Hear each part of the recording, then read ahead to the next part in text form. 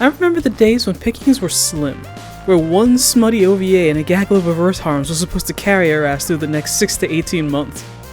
But even in the wake of multiple cancellations, we've never had so much as now. BL in 2025 went so much harder than I thought it would. Even those reverse harms are throwing us bigger bones than usual. I'm Green Tea Cow, and I've tended these fertile BL fields for the last 12 months to bring you the best and most surprising ships of 2025. Alec and Ornest. The banished court magician aims to become the strongest. So Isekai is back with a vengeance, but now with a refreshing addition of the sexually ambiguous MC. And like many quietly BL anime, Banished Court Magician begins with a healthy dose of daddy issues. Flashbacks reveal our MC Alec learning magic, bonding, and thriving with his needlessly pretty surrogate father and master Eldest. But their idyllic time together was cut short when Eldest got fired as the court magician and banished. As his parting words, Eldest warned Alec not to follow in his footsteps. So Alec's hero's journey is about becoming the new court magician and changing the system so that such injustice never happens again. Only for that same to immediately happen again when the Crown Prince's adventuring party somehow doesn't see Alec's worth. Luckily, as mandated by isekai law, there's already another party ready to scoop him up. They all went to school together and vowed to be an adventuring party again one day once Alec had settled whatever was going on with Eldest. They waited years to team up with him again. Well, mostly Ornest waited for him apparently. So Alec getting fired created the perfect opportunity for them all to reconnect. Really appreciate how his old new squad lasting period already a well-oiled machine and how quickly they bonded again by episode 2. Now, having another dude in what would otherwise be a harem setup always piques my Fujo interest, but even I didn't expect how much screen time and focus Ornest would get compared to the girls. Since he's the warrior of the group, he and Sword Mage Alec end up being the heaviest hitters and fight together most often, even leveling up their joint slay skills in episode 10 when the waifus leave so that they can tag team the angry jacked shirtless man by themselves. Ornest seems like he'd be a musclehead allergic to emotion or vulnerability, but he's constantly helping Alec manage his emotions and feel better in his own loud, clumsy way. I love how angry Ornest got on Alec's behalf when he heard about the shit that the last party put him through. You handled all that nonsense without us to back you up! I would have snapped that prince's bones! He'd be a pile of goo! Alec's revenge is living well, but that's not enough for Ornest, who comes up with a new quest for them to become the strongest party, if for no other reason than to make the prince and his cronies look bad. And like any good brawler bromance, Alec and Ornest like to have their heart-to-hearts and bond the most during life and death dungeon fights. Even when they're comfortable enough to turn the slaughter into a competition, Ornest uses his technical win to make sure Alec doesn't keep secrets from him, the team, anymore. No more hiding stuff just like you did 4 years ago. If something's bothering you, don't keep it all bottled up. We're more than willing to lend you a helping hand. You got it? That'll be your punishment. You should count yourself lucky that I'm such a compassionate guy. Right. He's always there to gas Alec up, and if Ornest even smells imposter syndrome on his breath, he's right there to smack it away. Alec and Ornest are also constantly on each other's minds, to the point where Ornest accidentally cockblocks Alec by existing. In episode 6, half the party leaves to finally give Alec and Yoroha some alone time, but a big chunk of their date is still talking about Ornest, his favorite weapon, and what kind of guy he was while Alec was away. Ornest invades their couple bonding time without even being in the room. So much so that when the date's wrapping up, Alec actually uses some bullshit bet with him as an excuse to weasel out of what would have been his and Yoroha's first kiss. Damn you, Ornest! She even tries to sneak a kiss in the final episode, and again, Ornest manages to interrupt. It's already enough of an eyebrow raise that Alec is always kinda hesitant around a willing, hopefully age-appropriate girl who loves him. Now add on top of that Ornest nags him like a bossy wife, or insists on training with him first thing in the morning every morning. Should we start the day, like always? Aw, yeah! I thought you'd never ask! TLDR, of all the members of the party, Alec and Ornest are the closest by far. Flashbacks even reveal that Ornest is still mourning the childhood bestie he lost to non-specific cough disease. His old BFF helped shape his whole personality, and was actually very much like Alec. My current bestie is exactly like the boy I used to hyperfixate on but couldn't save is a well-worn trope in low-key BL.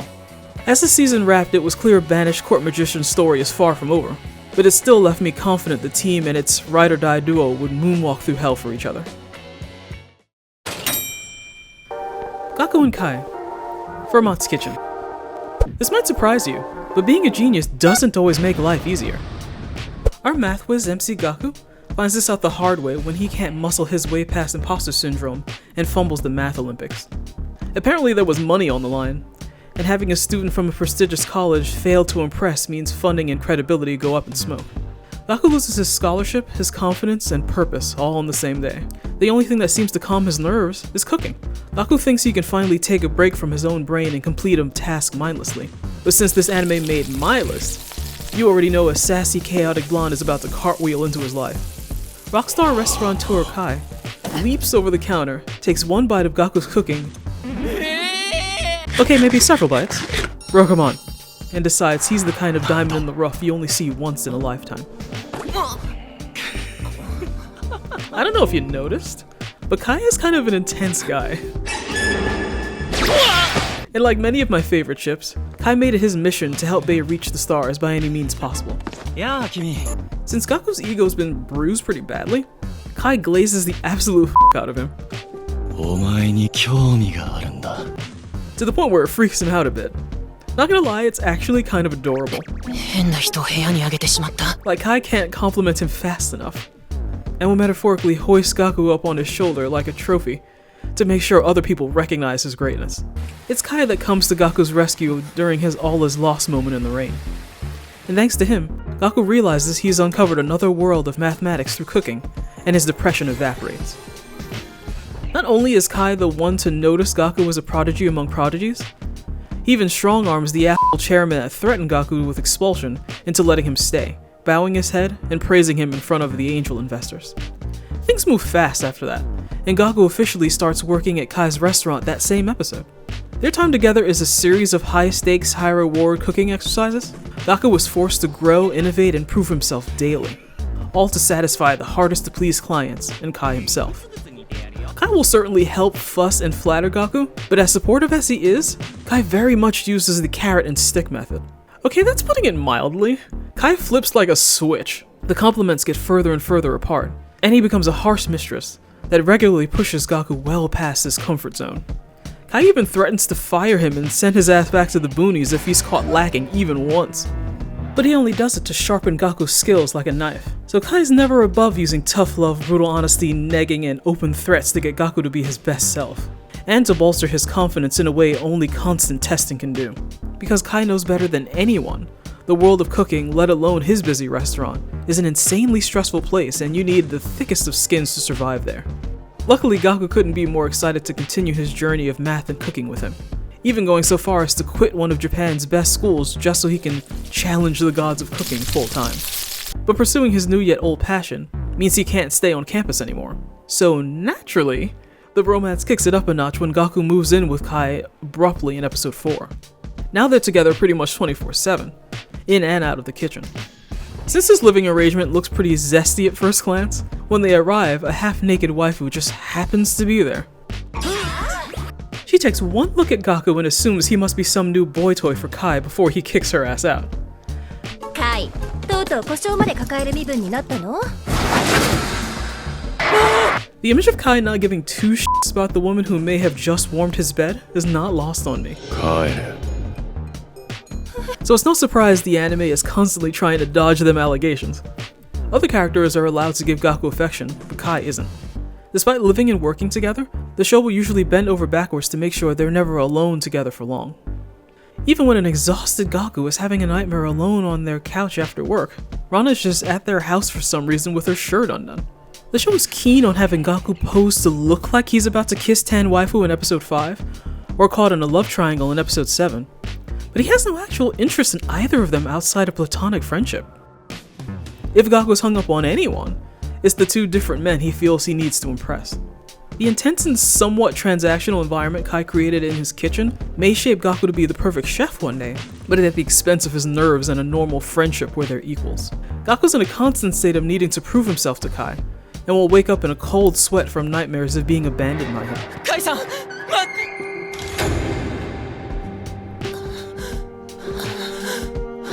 There's a point where it seems like all positive reinforcement is coming from waifus and the happy, well-fed customers, who usually have no idea how Gaku suffers for his art.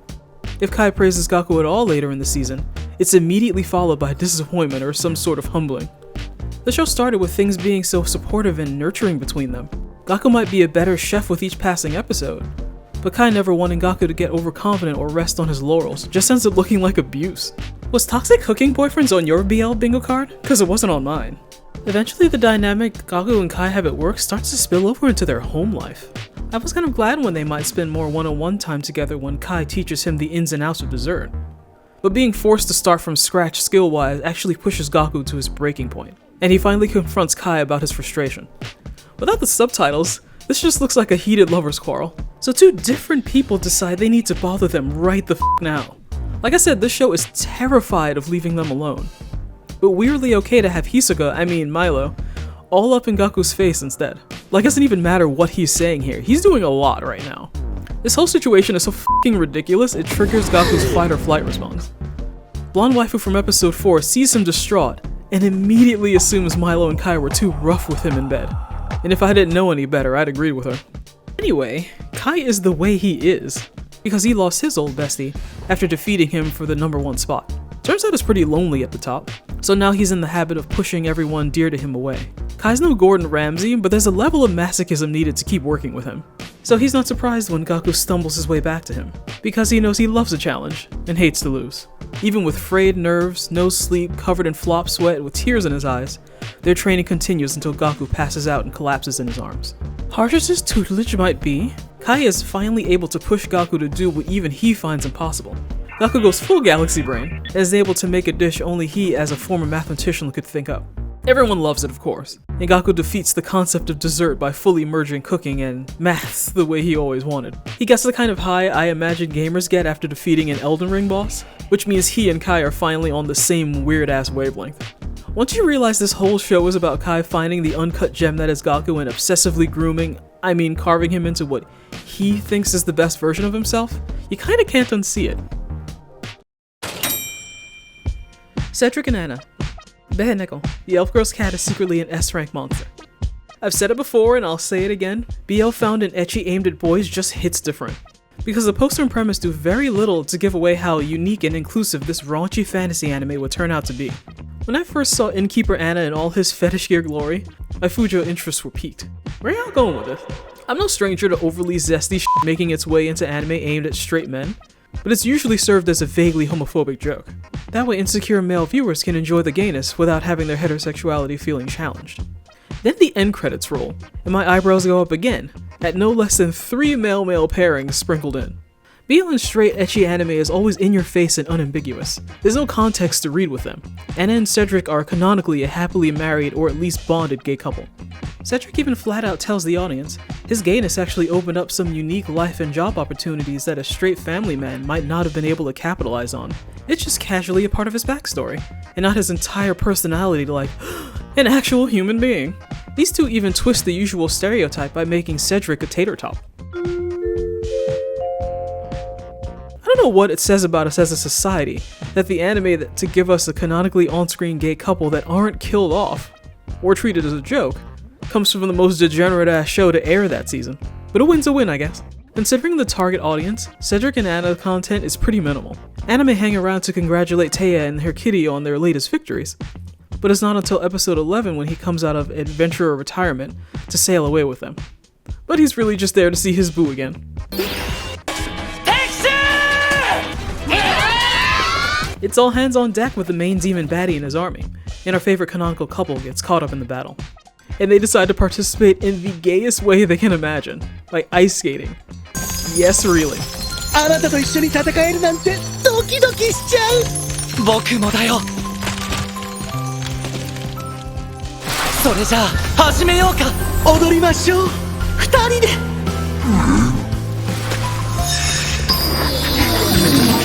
Despite the ongoing stress that was 2025, this scene was a nice reminder not to take everything so seriously. Aki and Ozu. My friend's little sister has it in for me is in the Don't Mess With Me Nagatoro Sex Pest Tsundere from Hell class of rom-com. But why settle for one waifu when every woman around you has at least 3 personalities? This anime's plot is layers of blackmail, coercion, and negging dressed up as a comedy. But in spite of the various situationships MC Akitero is strong-armed into, This anime made my list for Ozu, the sweet BFF rounding out the cast. 小日向オズマ、生涯付き合っていこうと決めた唯一無二の親友だ。誰がするか。My friend's little sister actually starts with the titular little sis being just shitty enough that Aki wants to hit her but knows he shouldn't. So Ozu immediately stands out for being the thoughtful bestie who dotes on him, doesn't treat their friendship like a transaction, and is nothing but a positive influence on his life. It's giving Oresuki's Joro and Sunshine vibes, because this anime's entire premise seems to be built on the women around me are obnoxious or cruel but this will end in romance somehow type of plot device that I've seen in BL adjacent anime before. へえ、まるでラブコメの主人公みたいだね。オズがそれを言うか。その爽やかな笑顔、優しい性格、ブラコンの妹でもいれば完璧ラブコメ主人公だろ。アキはモテると思うんだけどな。イケメンに言われても嫌味にしか聞こえん。Though still, it's been a while since I've seen the tsundere trope pushed this far. Even the sexy teacher character is referred to as the Venomous Queen. Granted, it's just her daytime persona, but just as it looked like the anime was about to have a somewhat positive female character, it out Sensei is both professionally unreliable and a PDF file. For all the cliches and harem tag, the anime does absolutely nothing with her romantically. This is yet another anime beating viewers over the head with the fact that the male BFF is the best and least problematic person in the whole damn show. Also is quick to compliment Aki, and quicker to notice the more charming parts of his personality that the girls completely ignore. Meanwhile, Aki thinks Ozu is the one person he can come to with all of his problems. He quite literally shines in Aki's eyes. He thinks he's brilliant and sweet, and Aki kinda can't stop singing his praises. お前の横に並べる人間はいないな。アキが僕の生き方を導いてくれたから今がある。僕からすれば、アキの方がよっぽど特別だよ。When I say the vibe between them is immaculate, know that I mean that shit. Even other characters see how close they are, to the point where they ship them too. 冷静系ド S スパダリと王子様系受け絶妙なハーモニー。 It is right around now that the anime realizes it's given way too much attention to the BFF and not the waifus Aki is supposed to get with. So after a little slice of life backstory about how they became friends in middle school, the anime has to sidelight him completely and shift the focus to the girls and their game building team. Aki's whole shtick is blowing into people's lives and changing them for the better, but it's not lost on me that the plot can't move forward and bonding can't happen until they stop being tsunderes, or at least a fraction as pleasant to be around as Ozu. Even the title of the anime frames everything through Aki's bestie instead of just calling it, "My neighbor Iroha has it in for me." The anime even points this very thing out in the end of episode 5. たまには友達の妹じゃなくて、友達ってやつを試してみようじゃないか。It's an interesting choice to make the only reason Aki puts up with either of his waifus was as a favor to a dude he has a much higher opinion of. Well, slightly. The show doesn't actually resemble the harem it's been pretending to be until episode 6. Aki gets confessed to late in the show, and not only is there no progress, he spends several more episodes just trying to figure out how to let her down gently. Iroha pops into Aki's bed in episode 11, when you'd think the sexual tension between them would be at its peak, but he just grabs the Begone Thought spray. Again! Sure, more waifus enter the chat eventually, but the show can never shake those BL undertones. Also could be on the screen for all of 90 seconds before the gay intrusive thoughts pop up again.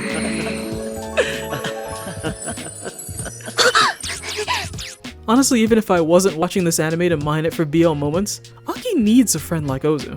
He's like a palate cleanser, an emotional reset, and the safest space Aki's gonna find in a show this noisy, with waifus this chaotic. Aki Squad even gets sucked into the drama club's drama in episode 10, and the only way out of it was for Aki to pretend he was dating Ozu. Yes, really. そうだね。アキにとって特別なのはどうやら僕だけみたいだから。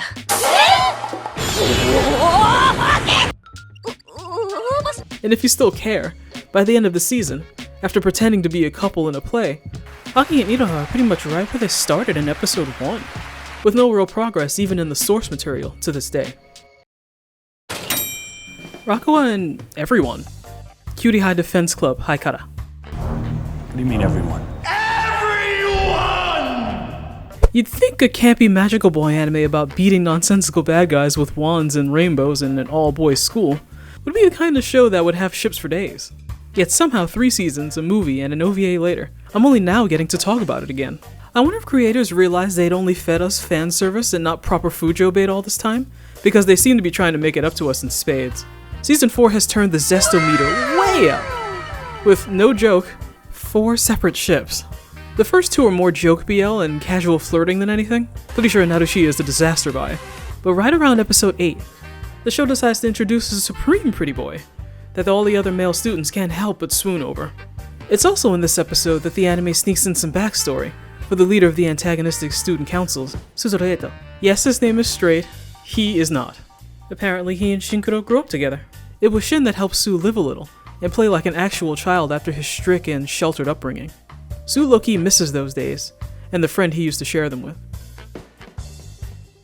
So his FOMO is triggered hard when he sees the new guy Rakuwa bonding with Shin in all the ways he could if he were less of a tsundere. To be fair, Shin and Rakuwa get along famously from the jump. Rakuwa is already hot tubbing with the squad and sharing meals with them by episode 9. He's also the only one who uses haikara in place of any word, verb, or noun the way Shin does. Everyone and everything is referred to as Marklar. She started smurfing me. Shut the smurf up. Yeah, right in the smurfing parking lot? Smurf, yeah. Rakuwa and Shin's time together is actually quite playful, yet platonic. But Su's jealous heart constantly twists their harmless fun into something romantic. So he'll feel like he's being cucked by someone he's not even dating, making this the only entry on this list that's actually more of a love triangle. So it shouldn't have surprised me when he starts to charm the Cutie High Defense Club one member at a time. What's he plotting?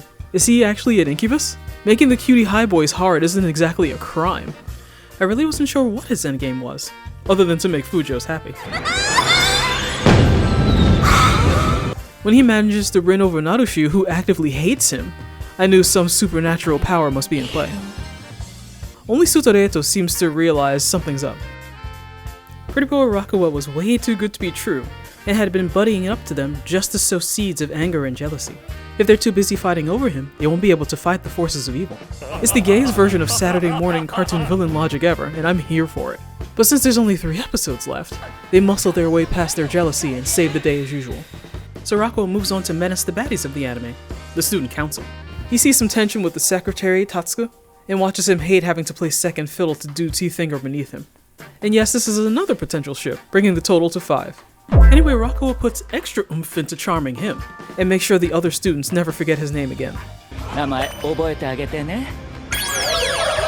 Rakuwa tries to turn the student council against itself too, but their friendship also trumps his manipulations. Pretty Boy's goals remain beyond our understanding, but I'm putting this show on my list for having a bad guy that successfully bricked up an entire school in a matter of days. Moving on, the plot kicks in episode 11, after the 2 groups learn the other's secret identity. Rakuwa himself is revealed to be the villain he always was, and naturally chaos ensues. Meanwhile, episode 11 also showcased how shy a friend Shin was to Su, running their ship aground for years. So in the finale, Shin runs off to find Su, and one flashback later, we see Shin learned about haikara from Su-chan, and promptly made it his entire personality. The only reason he never made it to Su's Christmas party, the incident that tore their friendship apart, was that he had stayed up all night making a custom gift for him. Su realizes he was important to Shin all along despite his time blindness. So the boys are able to mend the decade-wide rift between them, and all is forgiven. In the end, they rush off to defeat Rakuwa, and protect the future where they're always together like they had planned as kids. Freshman year in Koshita. Shy Hero and Assassin Princesses. Shy Hero immediately marks itself as a toxic turned weirdly wholesome harem when the dangerous beauty is sent to kill Toto quickly fall for his ultra-pure thick-headed charms instead. It seemed like the show would be happy to just carry on with them going on adventures and having Toto come out of his nosebleed-induced comas just long enough to punch all their problems away. So imagine my surprise when late in the season, like episode 9, the anime introduces a blonde boy to mix things up. Personally, it turned out to be exactly the condescending, entitled prick it looked like he'd be. So when Goa catches his eye, he can't even imagine how a weak nobody like Toto could possibly stop him from making Goa his. One ridiculous tournament arc later, freshman year's plan to snatch up Goa and humiliate Toto blow up in his face. Then a real threat pops up, and in one punch, Toto showed him how outclassed he really was.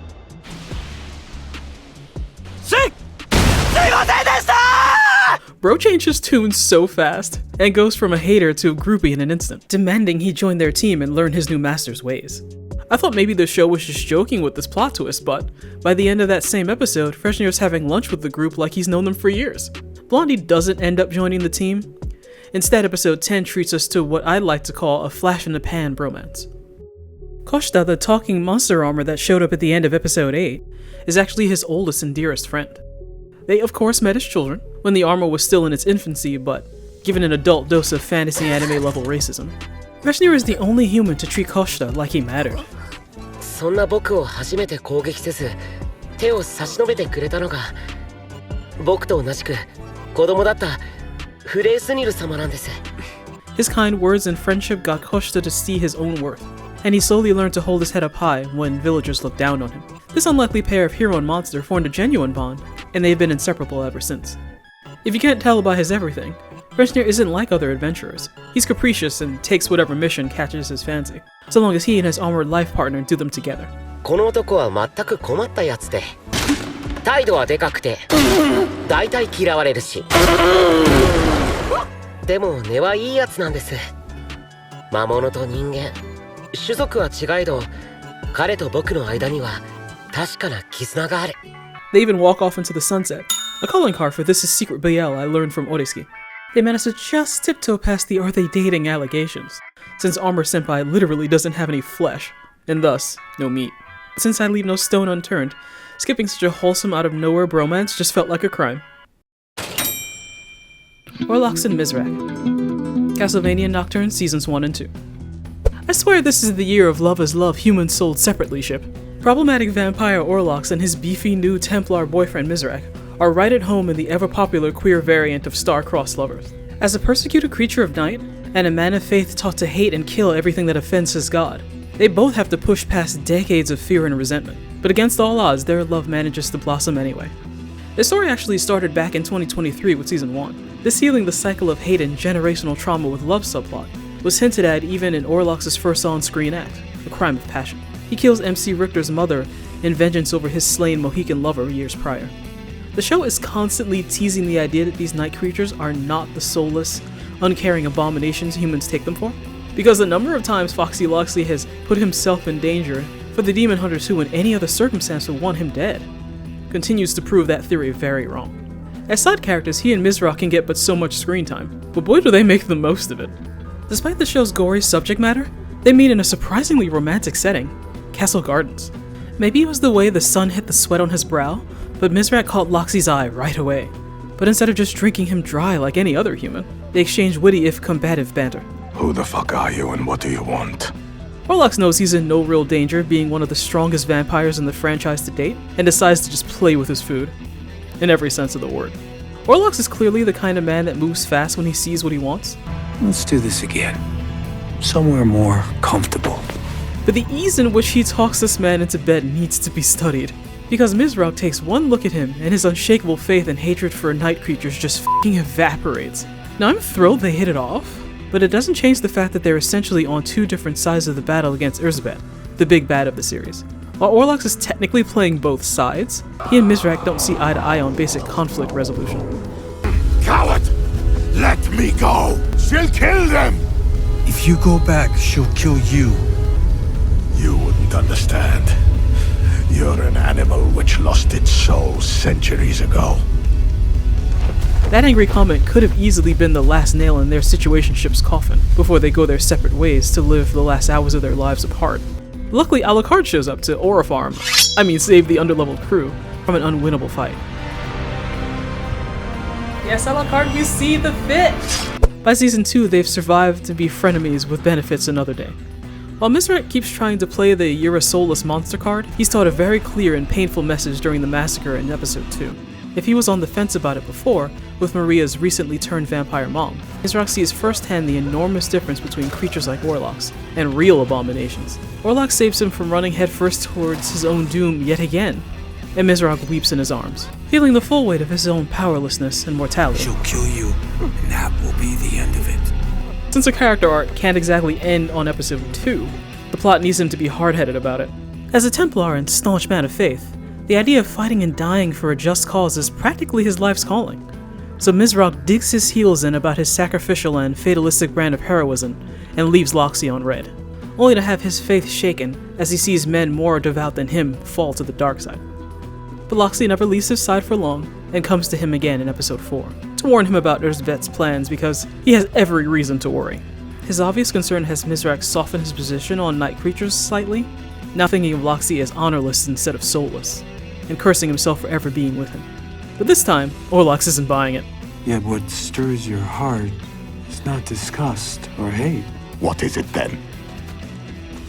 Desire. Love? It occurs to me on a rewatch I should cut Mizrak some slack.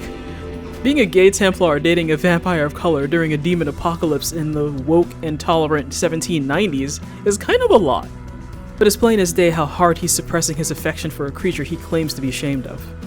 He's certainly not the only character struggling with unprecedented events challenging their long-held beliefs. So recognizing humans can also be ugly and cruel, and night creatures can be beautiful and kind is an ongoing theme in both seasons. They continuously make Alucard the most beautiful thing in the show for a reason. By episode 5, Orlox doesn't have the luxury of waiting for Mizrak to come around. He thinks the war is already lost, and plans to flee this place and take his beefy bae with him. But Mizrak won't back down from a fight, and refuses to live a life on the run, even if it's with him. If you have a soul, Olrox, and maybe you do, I hope it finds peace. It looks like they're finally calling it quits this time, but nobody has the time to be sad about it because the last piece of Erzsébet's diabolical plan just fell into place. She manages to become an even bigger pain in the ass than she already was. At the season's finale, Team Castlemania is putting in that work. But despite their best efforts, Mizrak catches a stray and is fatally wounded in battle. The ever-watchful Loxi goes to scoop him up, and Alucard sees them together. It's here you kind of realize no one even knew they were in a situationship for the past 2 seasons until right now. From one queer vampire to another, it kind of makes sense Alucard would be the one to find out. Anyway, after the battle is won and the dust settles, the story has time to cut back to the Mizzy and Loxi drama. As Mizrak is slowly bleeding out and he's certain he's going to die, in his final moments he knows he was a good man, but he's still terrified he's going straight to hell for the sin of cracking a male vampire. The story could easily have ended in tragedy. But this dropped in 2025, so Orlox isn't worried at all. There's no need to be afraid, my love. Instead of letting him die a lonely, pious Christian death, Orlox saves Mizrak's life, or more accurately, shares his immortality with him. They had a lot of ups and downs these past 2 seasons, but no matter how many obstacles the show put between them, Mizrak and Orlox always managed to find their way to each other in the dark. I gotta tell you, I've developed a taste for male vampire stories in particular, and pop culture has fed me very well in that department. So I can't wait to see how this new development will change the dynamic of their relationship in Season 3. But since that's probably years away and likely focused on Alucard, I definitely didn't want to wait that long to talk about one of the best things I had watched all year. Kiwami and Shinoha. Ninja vs. Gokudo. For a show as hyper-violent and as unserious as Ninja vs. Gokudo, it's so on brand that the BL ship set sail because the MCs bond over what could only be described as weep shit. The boys hit it off immediately, and even though it seems like a random encounter, they bump into each other again soon after at a Hot Topic. Hi! Good to see you again! As they're gushing over their favorite waifu merch, Kiwami is astounded at how well they get along. This might seem like the most ordinary thing to happen in an anime this bonkers. Pistol disco! Yajima, keep your hands on the wheel, why don't you? And that's kind of the point. When they're together, Kiwami and Shinoha can get a break from the grimdark generational war happening around them. For half an hour at a time, they can bond over things that actually spark joy. The vibe is again so immaculate that they make more progress in 15 minutes than some canonical anime couples across multiple seasons. If you haven't guessed by now, Kiwami is a Yakuza and Shinoha is a ninja. 2 clans who have famously been murdering each other on sight for hundreds of years. Thanks to the demands of their stressful lives, they both wear metaphorical masks just to get through the day. Kiwami puts on a cheerful face until it's time to start killing again. He and their gang are always at a disadvantage and have to take drugs just to keep up with the ninja, let alone win the battle. If Kiwami puts on a mask, Shinoha can't take his off. Thanks to the trauma of being an assassin since childhood, Shinoha can't smile even when he wants to. Kiwami also has a hard time expressing emotion. But he's still the kind of guy who knows when Shinoha is smiling on the inside, and agrees to be his very first friend. They certainly have lots of people in their lives who care about them, but their friendship gives them something neither of their found families could. Their bromance is the only untarnished part of their chaotic lives, the only time their violent personas can finally take a back seat, and they don't have to worry if this is their last day on Earth. Their connection runs so deep so quickly, even in the heat of battle their thoughts will go to one another, so they're always careful to set aside time out of their day just to hang out. That friend of yours put a smile on your lovely face, finally! How wonderful. What a good friend you found. They spend all the time they can together, celebrate each other's accomplishments, and just live what could have been a normal, ordinary life. But under just all this wholesomeness is a ticking time bomb. They may be friends by day, but still don't realize their clans fight each other to the death by night. Across the anime's 12 episodes, both sides suffer heavy losses.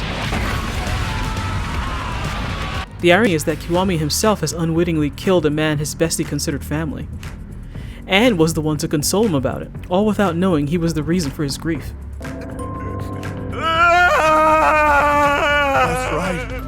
Go ahead and cry. Let it all out. This scene even ends up being a pivotal moment in their bromance, since now Kiwami can suddenly feel empathy. Tears? And when the fiery clansman Shinoha found himself dies in his arms from this pointless war, you can already smell the crash out coming.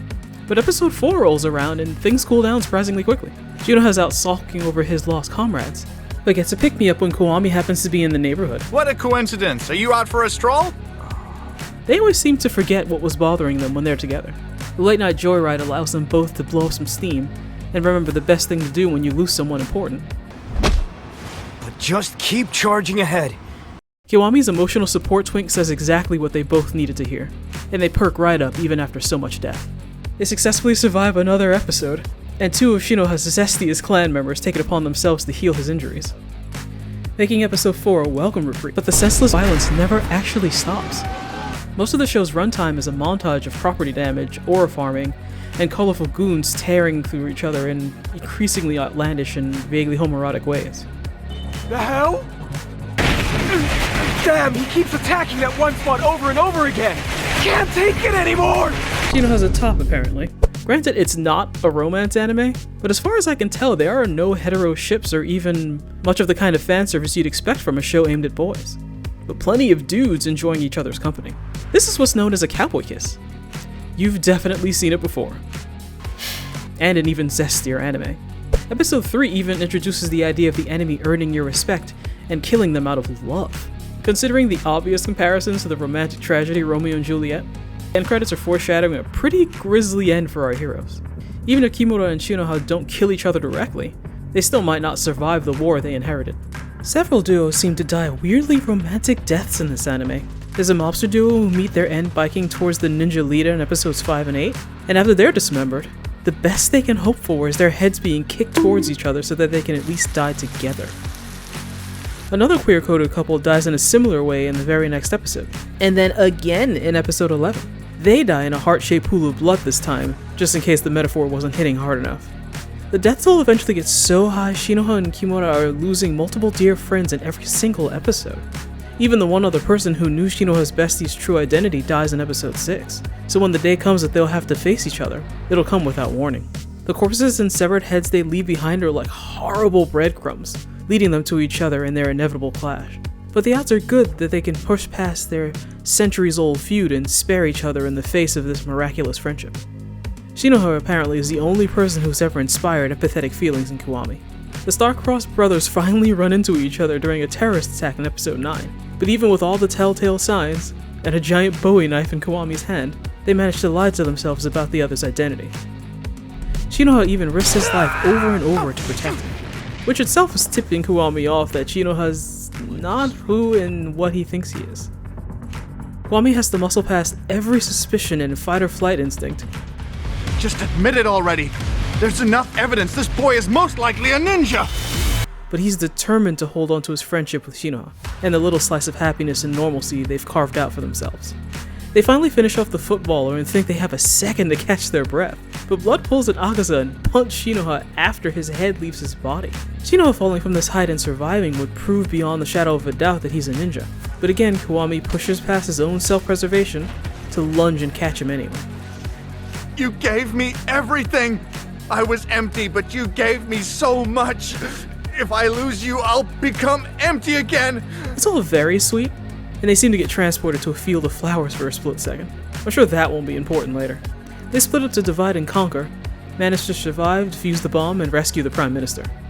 This mini-arc wrapped in such a way that you think, okay, maybe things are gonna be alright. But one epic battle later, Fanboy Gamote gets thoroughly packed up, and with his dying breath, he finally tells Kiwami the truth. Shinoa and Kiwami are Ninja and Gokudo!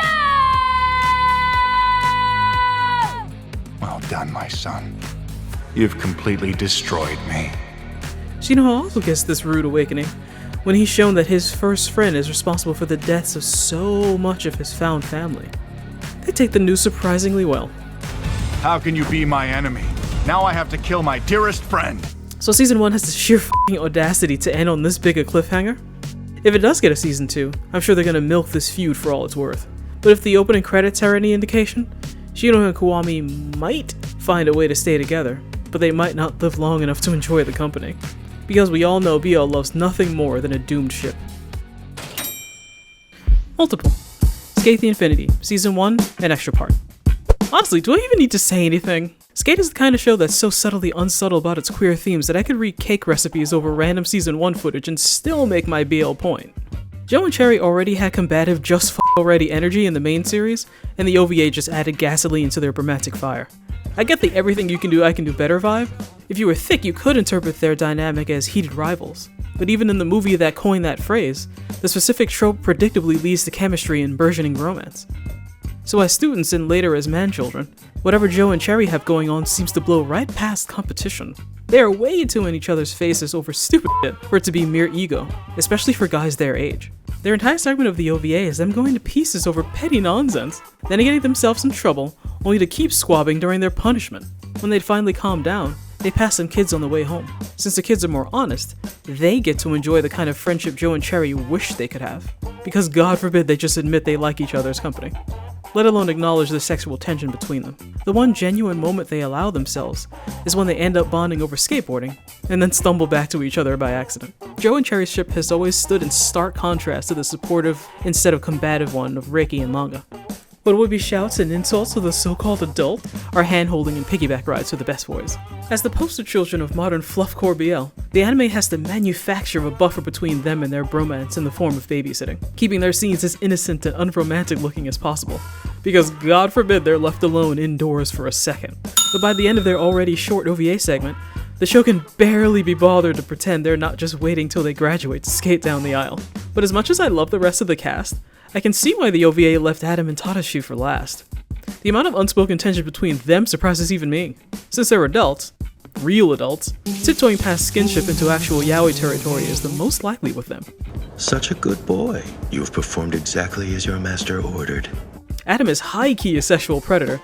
Honestly, if someone told me Tadashi was already secretly relieving Adam's stress behind closed doors, I'd believe them. Dude's a little too quick to book that love hotel, like he had that on speed dial. Since they met as kids, their relationship was actually quite pure in the beginning. It was Tadashi that taught Adam how to skate, and in doing so gave him the tiny slice of freedom and joy his strict wealthy upbringing otherwise wouldn't allow. And even then, he had to do it in secret when his parents found out. If there's one thing the series kinda teaches you about Adam... Take your foot, and...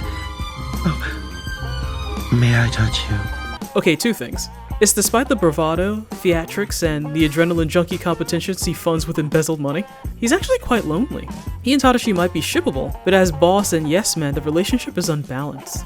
Tadashi isn't exactly his friend, but he is the only person that actually seems to know Adam, and is always in his corner despite how he's treated. Which is a good thing, because you could argue button-down daytime Adam is just as repressed as he was as a child. Except now he's got a couple decades of pent-up rage and horniness about it. Tadashi and skating as the matador of love are his main outlet for his unique, queer-coded, and definitely problematic form of self-expression. If you think he's a problem now, I'd hate to think what kind of deranged lunatic he'd become if his oasis was ever taken away. Between Joe and Cherry's fight because they refuse to energy, Reiki and Longa being all but joined at the hip, and Tadashi not knowing what to do with himself when he's not Adam's lapdog, it's hard to pick a favorite. And even harder to pretend Skate hasn't long since earned a proper BL tag. But if this OVA told me anything, it's that the show will continue to walk that line of making the gay subtext incredibly obvious. Did you think I'd release you from your collar? Silly pup, you're mine for the rest of our lives. Okay. While making it all look just platonic enough to anyone who refuses to read the room.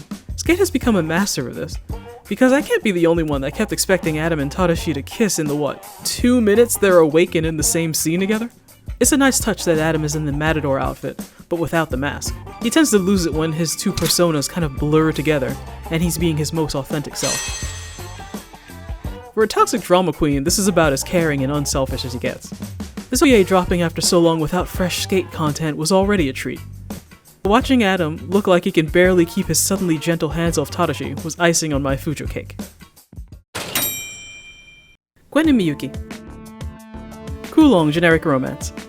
This infamously walled city in China houses some weird secrets and even weirder science. TLDR, it's clones, murder, and an existential crisis stacked in a trench coat calling itself a rom-com. Gwen and Miyuki are the perfect storm of morally gray, kind of hot, and possibly the only people who actually know what the f*** is going on around here. How quickly can you file for a restraining order? Hebinuma, famous beauty guru and cosmetic surgeon, slithered onto the scene in episode 2. He's been here for 5 minutes and already trying to sabotage the ship at the heart of the series. At first he seems every bit the gay-coded, lipstick-wearing villain you'd expect pop culture would have moved past by now. I thought this toxic queen would be all the representation the show would bother with. But then Gwen, the bastard son of a wealthy family, joined the chat in episode 3. Gwen's relationship with Snake and Bake isn't subtext, it's just text.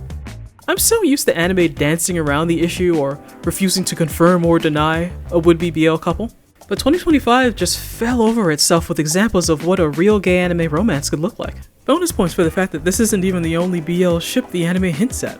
You've probably heard about BL being linked to unnecessary nudity by now. I literally won't shut up about it.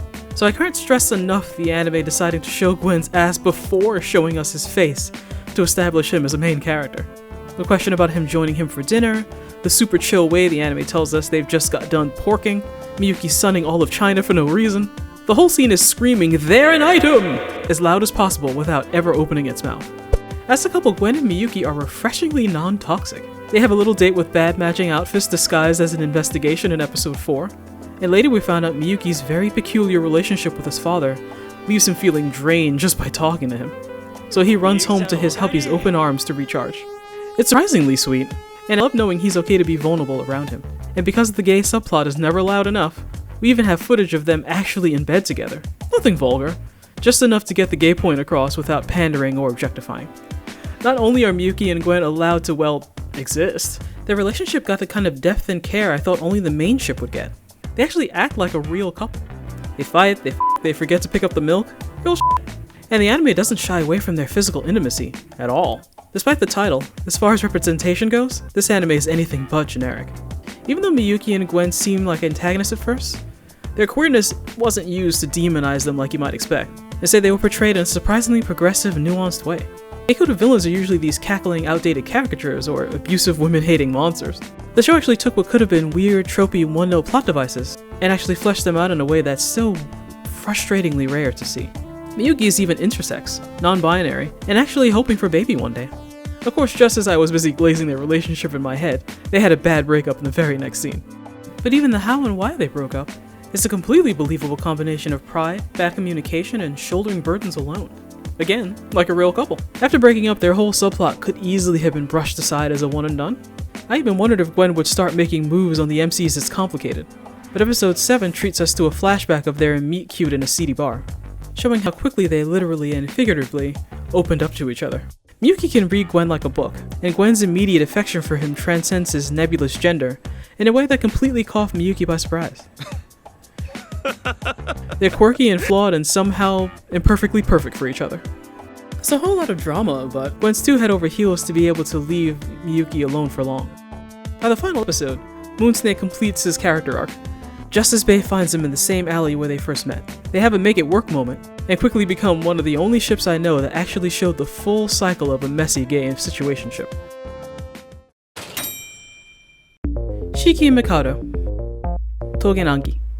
Togenanki is a bloody, stylish take on the Momotaro or Peach Boy mythos, where the battle between demons and the warriors tasked to protect us from them rages on well into the modern day. But unlike other anime that have covered this same topic, this one is shown from the demon's perspective. Shiki, our gifted but possibly doomed protagonist, is on a violent quest to avenge his Momotaro surrogate father who died protecting him in episode 1. He has every reason to want all Momotaro members dead, as they've been butchering his people for centuries and killed his daddy. But from the very beginning, the anime has been hinting that this ancient war has long since outlived its usefulness. There's also this whole marginalized people hiding in plain sight after suffering centuries of violence and bigotry thing, aka the usual gay or race allegory subplot going on just under the surface that's pretty hard to ignore. So after the blood and bombast of the first half of the season, the narrative takes a quieter and more nuanced turn when Shiki meets Mikado, a fellow gun enthusiast at a festival one day. And since they made my list, they hit it off immediately.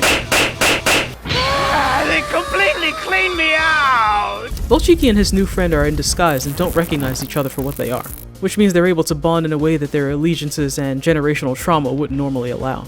They play games, they chat each other up, exchange contact info, and even go on a little movie date the very next day. Even the movie is just another allegory for the plot twist they're about to live through. Did we just become best friends? Sure, this sudden bromance has to happen to fuel even more drama down the road, but a traditional Romeo and Juliet plot device would have worked perfectly fine. There are female Momotaro warriors in the show. Mikado could have easily been one of the anime's many thick-ass waifus. The fact that Togenangi went with two guys to make the "can't we all just get along" argument isn't a coincidence. He and I are gonna become good friends. Now you could argue that switching things up with a male-male dynamic is less biased and legitimates the push for peace by taking sexual attraction out of the equation, but this is at least the 8th show to pull this doomed Romeo meets Romeo subplot this year alone. But there's something kind of telling about an anime where the male BFF is cuter than the lead. If they really wanted to push the platonic buddy angle, they'd have made Mikado the husky, awkward weeb friend. But instead he's a tall blonde pretty boy with long eyelashes and a beauty mark next to his mouth. If you think attraction is off the table, you're lying to yourself. The show must have been aware the scent of BL was slowly filling the room, because immediately before their movie date, Shiki gets flashed and nearly groomed by an older woman. As if the creator thought they needed to remind us that Shiki is still attracted to women. The anime has a unique relationship with its female characters. But even in a show where women are all drawn like porn stars between gigs, that scene was still kind of excessive. And all of that, This chick is insane! just to offset what is supposedly a platonic bonding moment you already know is coming. What's great about Shiki's new buddy is that he doesn't have the blind hatred and fear of Oni that other Momotaro do. Mikado tends to avoid conflict, and is actually a bit like Shiki's late father, so he judges Oni on their actions, not their genetics. Even more hope that Mikado and Shiki can survive the feud and become the bridge between their people is that Momotaro are really shitty people. Hey, buddy. Tell me, which of these maggots are your mommy and daddy? Alright, calm down, Satan. Mikado's own partner is a sadistic bastard who's just using him. And if that scene reminded you of someone awful, it should. One by one.